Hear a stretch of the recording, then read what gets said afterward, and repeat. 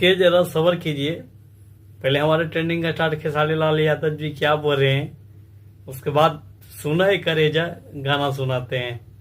आइए देखते हैं क्या बोल रहे हैं। जो भोजपुरी अधिकांश गानों पे ज्यादा फोकस कर रही है और गानों पे एल्बम की तरफ मैं भी बोल रहा हूँ कि क्या करे, कंपटीशन है तो जहाँ कंपटीशन है वहीं बिल्कुल सही बात आदमी बोल शुरू रहे हो हैं। जाता है। क्या करे कि खुद को बचाना है और कंपटीशन किससे होगा, मुझसे ही है, एक और बड़े भाई हैं उनसे है।